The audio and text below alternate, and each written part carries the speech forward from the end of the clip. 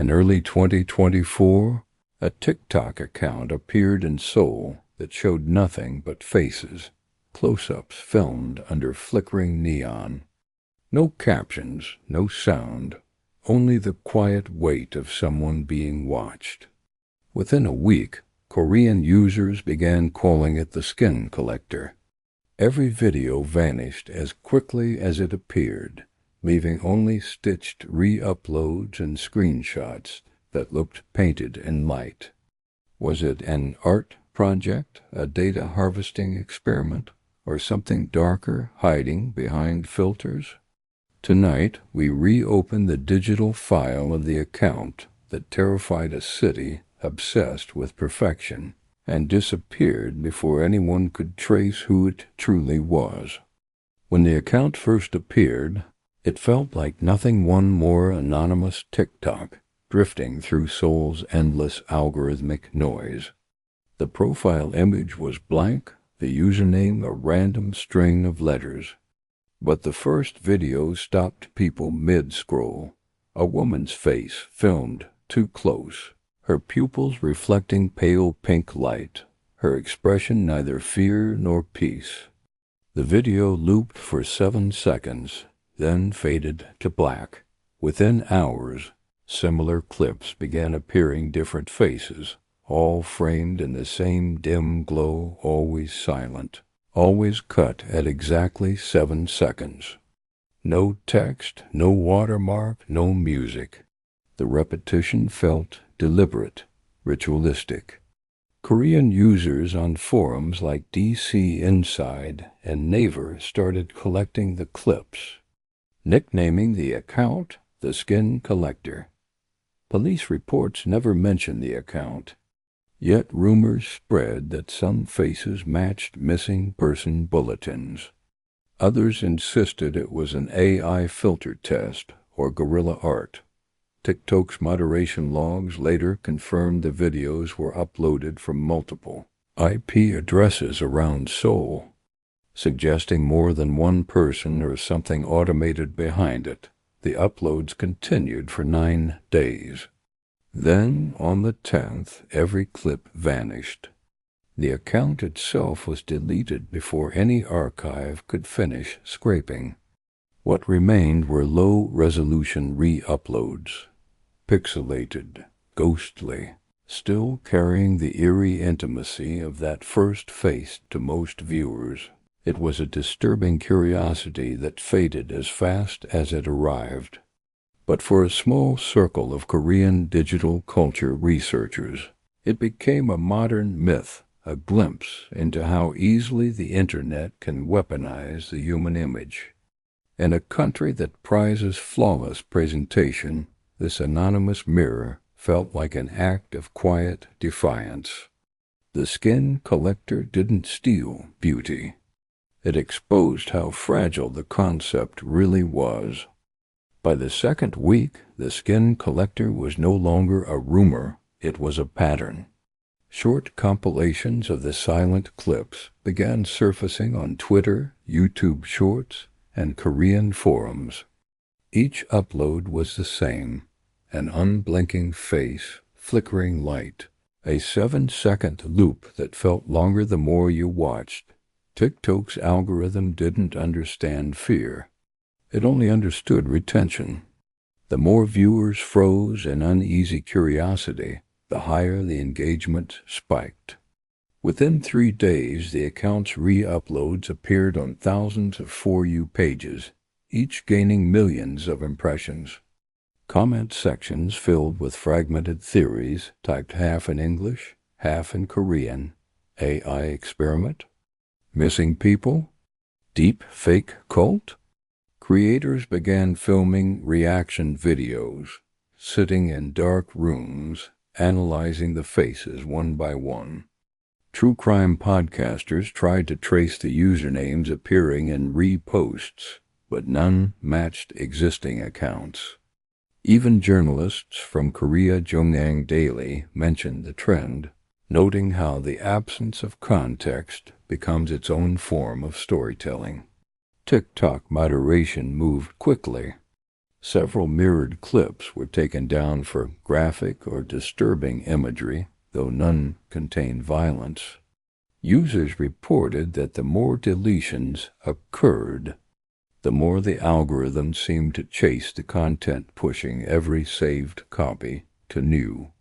Viewers like a digital contagion when one popular influencer stitched 3 videos together under the caption "Seoul's Most Haunted Account." The tone shifted from curiosity to collective unease. Parents' forums warned younger users to stay off TikTok at night. Others claimed the faces blinked differently when replayed at half speed. What began as an obscure curiosity had evolved into a full-scale internet myth, spreading faster than anyone could document it. The skin collector no longer belonged to its creator. It belonged to the algorithm, a self-replicating echo feeding on human attention. To understand why the skin collector unsettled Seoul so deeply, you have to understand the city's obsession with the face. In South Korea, appearance is social currency, a symbol of discipline, ambition, and respect. Entire districts are dedicated to skincare clinics, light therapy studios, and surgery billboards glowing through the night. A flawless face isn't vanity. It's survival. The skin collector inverted that worship. These faces weren't perfected or retouched. They were unflinching portraits of pores, scars, tired eyes, the very humanity that beauty culture erases. For many viewers, it felt like trespassing into someone's unedited truth. Others saw it as rebellion, a digital protest against filters that rewrite identity pixel by pixel.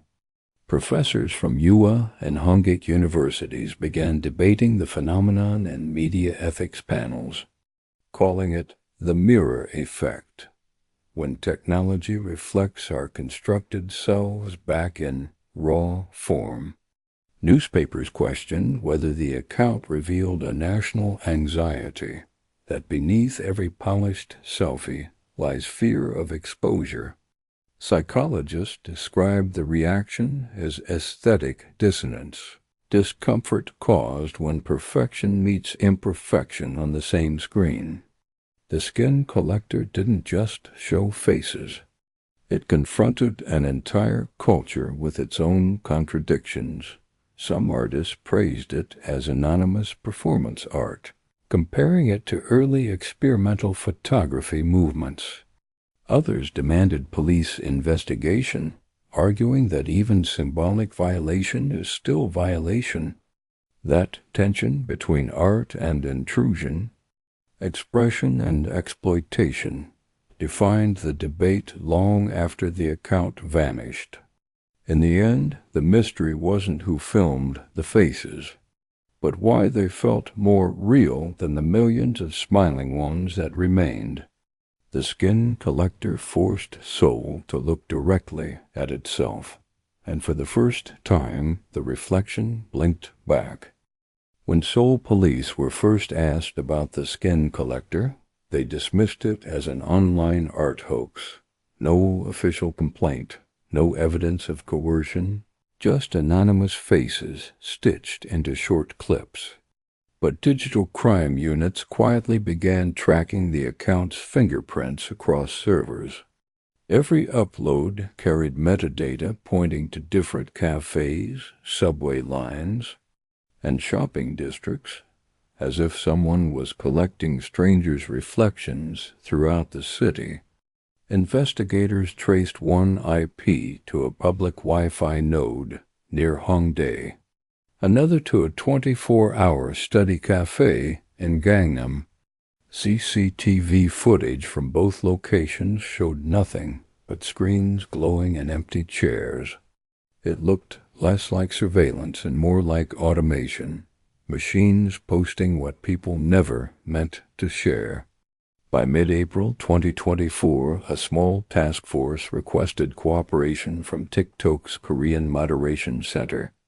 They received only partial access, timestamps, region codes, and a log of deletion activity that suggested the uploader had erased each clip manually.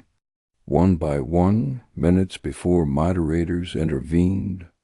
Parallel to police work, independent researchers began building mirrors of the missing videos, preserving fragments frame by frame on Reddit and Korean forums. Archivists traded pixelated stills tagged #SkinArchived. One clip, recovered in near clarity, revealed a reflection of a camera lens. A handheld device pointed at a monitor showing yet another face. That discovery reframed everything. The faces might not have been filmed directly, but re-recorded from screens, stolen moments already circulating somewhere else. The skin collector, it seemed, wasn't creating new content at all. It was re-harvesting digital ghosts. What began as a mystery account was now evidence of a larger, invisible trade, the quiet economy of human imagery online. And as investigators tried to follow the traces deeper, the servers went dark.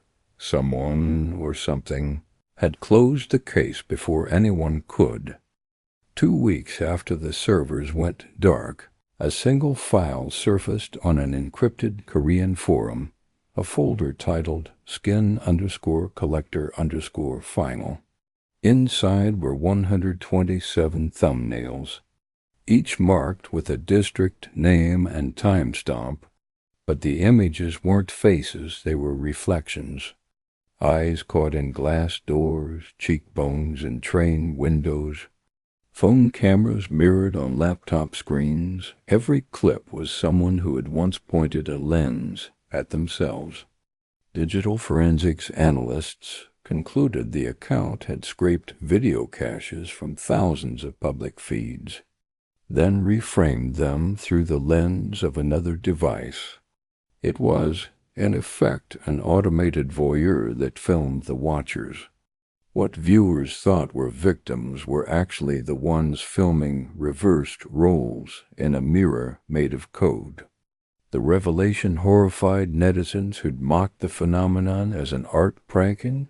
It proved that the skin collector wasn't seeking new content. It was feeding on the fragments of everyone already on linen, every selfie, every stream. Every reflection captured by accident became potential raw material. TikTok's data compliance report later confirmed that nearly all source clips predated the account by months. The uploader hadn't hunted people. It had harvested the residue of digital life. What disturbed experts most was the precision. Every clip synchronized to human eye movement, like a machine teaching itself to recognize emotion. Psychologists began calling it reflexive voyeurism, the fear of seeing ourselves the way machines do. Artists compared it to standing before a portrait that paints you back. The skin collector wasn't documenting strangers. It was documenting the act of looking at self. That was the real horror. Not theft, but reflection. For a moment, Seoul realized it wasn't being watched by a monster hiding behind a screen. It was the screen. Months after the investigation collapsed, the skin collector became a ghost file, a rumor whispered in classes about digital ethics and visual rights. The original posts were gone, yet fragments still surfaced inside unrelated TikTok drafts, as if the algorithm itself remembered. Clips of blurred faces appeared in cached previews, silent and cropped. Like memories the platform couldn't delete completely. Researchers tried to trace where the data had traveled, but every route ended in expired domains. Some believe the account was never human at all, but a glitch born from overlapping machine learning datasets, a system accidentally trained on people's reflections. Others argued that explanation was convenient because the alternative was too human. Someone who wanted to prove how fragile privacy had become. By autumn 2024, Seoul's media regulators released a statement urging platforms to treat visual residue as personal data. It was the first time Korean law acknowledged that a reflection could be a violation. The skin collector had rewritten policy without existing anymore. Among digital culture scholars, the case became a metaphor, not about crime, but about mirrors the web had turned into an archive that no one curated and no one could erase. Every face uploaded, every stream recorded, was another layer of the same painting, one that keeps adding brush strokes long after the artist disappears. Late one evening, a student at HomeGeek posted a short clip, an empty cafe window, the faint shimmer of streetlights, and a phone resting on the table recording nothing. The caption read only, "For the archive." And as the image looped 7 seconds, silent, motionless, it felt less like imitation and more like continuation. This file will remain sealed until the next discovery from the forbidden archive. If you thought the horror ended here, you're wrong. What other dark rituals and forbidden practices are still being performed in secret? Dive deeper into the chilling world of haunted ceremonies, banned footage, and eerie folklore that refuses to stay buried. Click on the playlist to uncover terrifying recordings, lost evidence, and disturbing stories they never wanted you to see.